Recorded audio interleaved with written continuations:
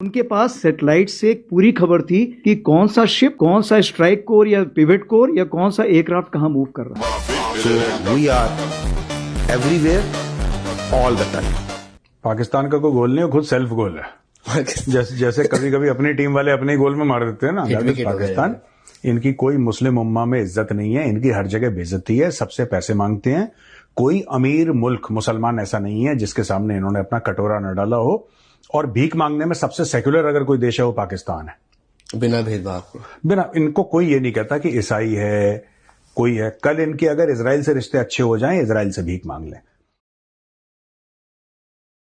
जो हमारे जरूरत का चीज है, जो नहीं है जरूरत का, वो हमको सीखना भी नहीं है। देखो ये जहाज किसको मिलने जा रहा है और ये जहाज भी किसको मिलने जा रहा है। अब हम लोग के लिए दिक्कत हो जाएगा। हाँ, ये बेच देगा इसको किसके पास। सुनो ध्यान से, तुमको और दर्दनाक बात बताते हैं। पाकिस्तानी पायलटों को लहासा एयरबेस के पास देखा गया है J-31 फाइटर के ट्रेनिंग बेस पर। ससुरा वहां ट्रेनिंग कर रहा है। सब जहाज अभी आया नहीं है, आने के बाद ट्रेनिंग में 2 साल की रगड़ के ट्रेनिंग दे रहा है वहां। इसी आधार पर पता चल रहा है कि वो खरीदने के लिए पेमेंट दिया। और ट्रंप ने डेवोस में 110 देशों के सामने एक बार फिर से उसी मंच से उन्होंने भारत और पाकिस्तान का जिक्र किया है। आपको क्या लगता है कि मोदी जी ने बहुत अकलमंदी की कि वो डेवोस नहीं गए, नहीं तो आज उनका शायद वही हाल होता जो जेलेंस्की का डोनाल्ड ट्रंप ने किया था, क्या पता। रात को जिस डंडे से भारतीय एंकर नक्शे पर समझा रहे थे कि भारतीय फौज कहां-कहां से पाकिस्तान दाखिल हो रही है, सुबह होने तक वो डंडा पाक अफवाज भारत को दे चुकी थी। हैदर हयात खान का भारतीय एंकर को मुंह तोड़ जवाब। पाकिस्तान के इजराइल के साथ ताल्लुकात बेहतर हो गए तो पाकिस्तान इजराइल से भी भीख मांगना शुरू कर देगा। आसिम मुनीर का दिमाग खिसका हुआ है। मेजर रिटायर्ड गौरव आर्या, भारतीय जनरल ने बताया कि पाकिस्तान को ये तक मालूम था कि भारत के कौन से तैयारे किस एयरबेस से उड़कर कहां गए हैं। इसके अलावा भारत के बहरी जहाजों की नकलो हरकत, उनके मकाम और साहिल से दूरी के बारे में भी पाकिस्तान के पास मुकम्मल मालूमात थी। जब दोनों मुमालिक के फौजी हुक्काम के दरमियान बातचीत हुई तो पाकिस्तान ने वाज़ेह किया कि उन्हें भारत के तमाम फौजी असासों की मौजूदा सूरत हाल और जगहों का बखूबी इल्म है। इससे ये जाहिर होता है कि पाकिस्तान का मालूमाती निज़ाम और जासूसी का नेटवर्क कितना मजबूत और मरबूत है। पड़ोस में 5th जनरेशन तैयारों का खौफ बढ़ता चला जा रहा। तुर्की और चाइना पाकिस्तान को अपने 5th जनरेशन वॉर तैयारी दे रहे हैं। पाकिस्तानी पायलट्स चाइना में J-31 पर 2 साल की ट्रेनिंग मुकम्मल कर चुके और हमारे समोसा तेजस तैयारे में अमेरिकी इंजन लगाया तो वो कांपने लग गया। पायलट कहता ये तो अभी कांप रहा, निशाना क्या लगाएगा। ट्रंप का बोर्ड ऑफ पीस मोदी के लिए वो हड्डी है जो ना निगली जा सकती है ना ही उगली। UN में जिन मुमालिक के पास वीटो पावर है वही काफी है। किसी खुद साख्ता विश्व गुरु को ये इख्तियार देने की कोई जरूरत नहीं, क्योंकि कश्मीर के सिवा उनके पास कोई आलमी इशू नहीं। वो कहते हैं ना कि एक झूठ को छुपाने के लिए इंसान को 100 झूठ बोलना पड़ते हैं। ये बात बिल्कुल भारतीय मीडिया के ऊपर फिट आती है। मुझे याद है जिस वक्त मई में पाकिस्तान और भारत के दरमियान जंग जारी थी तो आपके चैनल पे ही आपके वो जो एंकर हैं दिनेश गौतम, वो डंडा लेके नक्शे पर समझा रहे थे कि यहां से भारतीय फौज पाकिस्तान में दाखिल हो गई है, यहां से भारतीय फिजाइया जो है वो पाकिस्तान पर हमलावर है, यहां से विक्रांत चल पड़ा है कराची की जानिब। और जब अगले दिन भारतीय सुबह उठे तो पता चला कि जिस डंडे से नक्शे पर समझाया जा रहा था कि भारतीय फौज कहां से पाकिस्तान में दाखिल हो रही है, हकीकत में वो डंडा पाकिस्तानी फौज भारतीय फौज को दे चुकी थी। तो आप लोगों को अब उस झूठ को छुपाने के लिए कि पाकिस्तान ने कितना नुकसान किया भारत का, रोज झूठ बोलना पड़ता है। गुज़िश्ता 8 माह से रोज आप लोग झूठ बोल रहे हैं। कह रहे हैं कल जब जनरल साहब बोल रहे थे वो ये कहते हैं कि पाकिस्तान के पास में ये तक इंफॉर्मेशन थी कि हमारे कौन से एयरक्राफ्ट किस बेस से उड़कर कहां पर गए हैं। ये कौन प्रोवाइड करा रहा होगा। कह रहे हैं कि हमारी जो नेवल मूवमेंट्स थी, हमारे जो वेसल्स थे, वो कहां से शुरू हुए हैं, किस जगह तक पहुंच गए हैं, कितने नॉटिकल माइल्स दूर हैं, ये तक इंफॉर्मेशन किसके पास में, पाकिस्तान के पास में थी। पाकिस्तान के डीजीएमओ ने जब इंडिया के डीजीएमओ से बात करी तो उन्होंने क्लियरली बताया कि हमें पता है कि आपके ये एसेट यहां पर मोबिलाइज हो चुके हैं।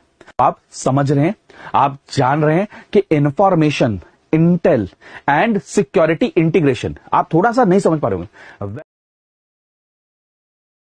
जो हमारे जरूरत का चीज है, जो नहीं है जरूरत का, वो हमको सीखना भी नहीं है। देखो ये जहाज किसको मिलने जा रहा है और ये जहाज भी किसको मिलने जा रहा है। अब हम लोग के लिए दिक्कत हो जाएगा। हाँ, ये बेच देगा इसको किसके पास। सुनो ध्यान से, तुमको और दर्दनाक बात बताते हैं, पाकिस्तानी पायलटों को लहासा एयरबेस के पास देखा गया है J-31 फाइटर के ट्रेनिंग बेस पर। ससुरा वहां ट्रेनिंग कर रहा है सब, जहाज अभी आया नहीं है, आने के बाद ट्रेनिंग में 2 साल की रगड़ के ट्रेनिंग दे रहा है वहां। इसी आधार पर पता चल रहा है कि वो खरीदने के लिए पेमेंट दिया, और चाइना इसे लोन पे दे रहा है, EMI पे, लोन पर, क्योंकि चाइना के पास एक जहाज बिक जाएगा, और जितना जहाज बिकेगा जहाज में क्या कमी आई क्या नहीं उससे फीडबैक लेके और सुधार करेगा, और हम लोग के लिए सरदर्द होगा।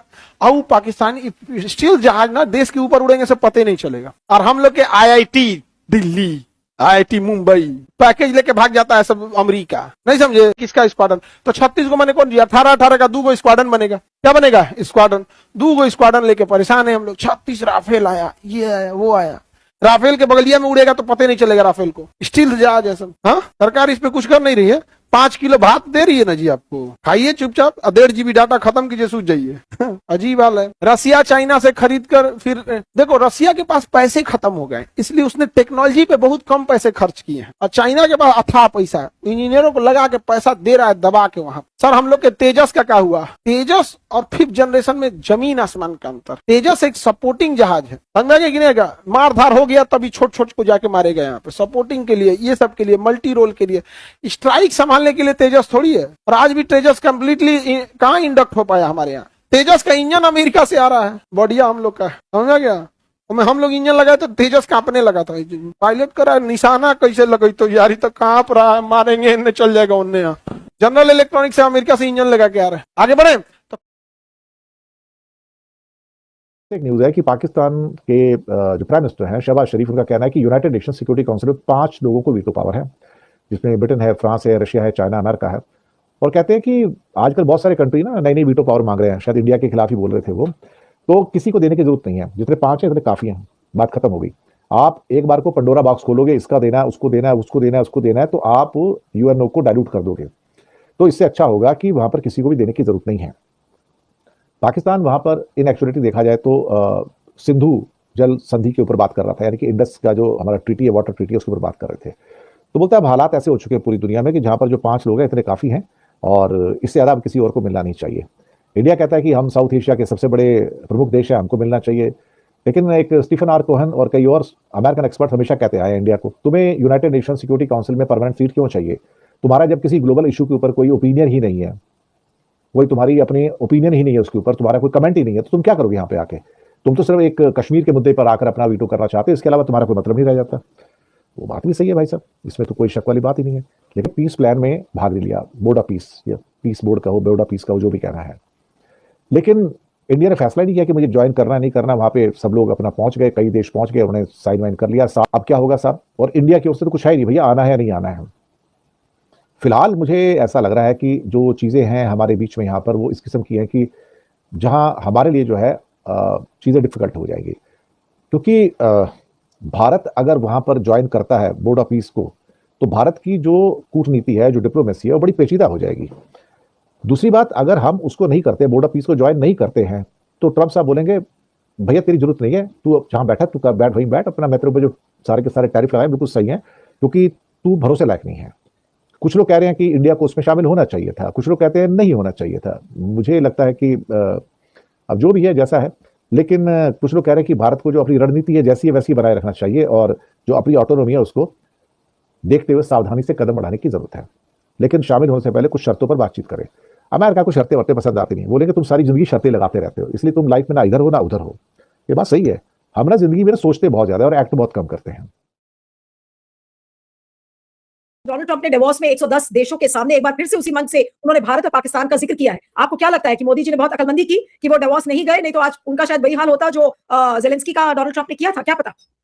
जी, इस मुद्दे पे काफी चर्चा हुई है आपके चैनल में और दूसरी जगह भी, लेकिन मेरे ख्याल से बेहतर यही होगा कि भारत सरकार को, और खास तौर पर अगर प्राइम मिनिस्टर मोदी नहीं कहना चाहते कुछ भी, तो कम से कम फॉरेन मिनिस्टर तो कहे कि हम कुछ दोस्तों के साथ मिलजुल के इस तनाव को, इस संकट को हमने सुलझाया है बोल के। तो नाम लेते बगैर भी कुछ ना कुछ संकेत दे सकते थे, लेकिन अब इतनी दूर का फासला तय कर लिए हैं तकरीबन 8-10 महीने, कि अब कुछ कहना जो है मुश्किल लग रहा है। और प्राइम मिनिस्टर जो है इस मोड़ पे आ गए हैं कि ना वो मिलना चाहते हैं G7 में, कनाडा में, या आसियान मीटिंग में, या G20 मीटिंग में, या डावोस में। तो अब इससे साफ साबित हो गया कि ये और जो है प्रेसिडेंट डोनाल्ड ट्रंप को और ये नाराजगी होगी और गुस्से में आएंगे और ये बाज नहीं आएंगे इस मुद्दे को छेड़ने पे, जब तक भारत के प्रधानमंत्री एक्सेप्ट नहीं करते। मेरे ख्याल से ये हर फोरम में अपनी तारीफ करते रहेंगे और हो सकता है कि कुछ और जो बातचीत हुई है इस सिलसिले में या इस मुद्दे को रिलेटेड मैटर, जैसा उन्होंने मैक्रोन और नेटो सेक्रेटरी जनरल के व्हाट्सएप या पर्सनल मैसेजेस उन्होंने जो पब्लिक किया है इस बोर्ड ऑफ पीस को लेके, तो वैसा कुछ ना कर दे वो, तो जिससे और संकट गंभीर हो जाए भारत और अमेरिका के रिलेशंस में, जो ऑलरेडी बहुत पेचीदा हैं, बहुत मुश्किल दौर से गुजर रहे हैं। और इसका जो है हमारे दुश्मन जो है फायदा उठा रहे हैं, जैसे कि पाकिस्तान हर बार इसको उठाता है इंटरनेशनल फोरम में, और वहाँ के आर्मी चीफ और प्राइम मिनिस्टर जाके ट्रंप को शाबाशी देते हैं, और चीन भी जो है इस अखाड़े में उतर गया है, और दूसरे छोटे देश भी हमारे पड़ोसी देख रहे हैं कि क्या है ये मामला, कि भारत को इतना सपोर्ट नहीं मिला ऑपरेशन सिंदूर में, जब पार्लियामेंट्री डेलीगेशंस पूरी दुनिया घूमने गए और हमारा पॉइंट ऑफ व्यू प्रेजेंट करने के लिए जब गए, तो इससे जो है इंडिया धीरे धीरे अलग थलग हो रहा है वर्ल्ड फोरम में।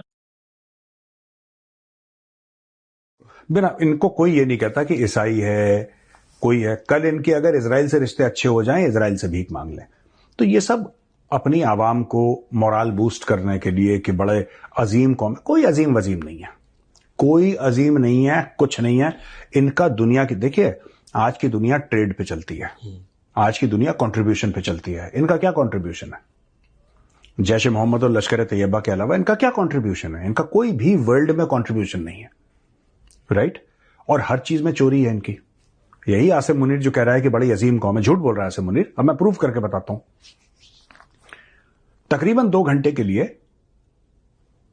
यूएई के प्रेसिडेंट पाकिस्तान गए, तकरीबन 2 घंटे के लिए भारत आए। भारत में क्या हुआ सब कुछ पता है, प्रॉपर एक प्रेस रिलीज हुआ, राइट?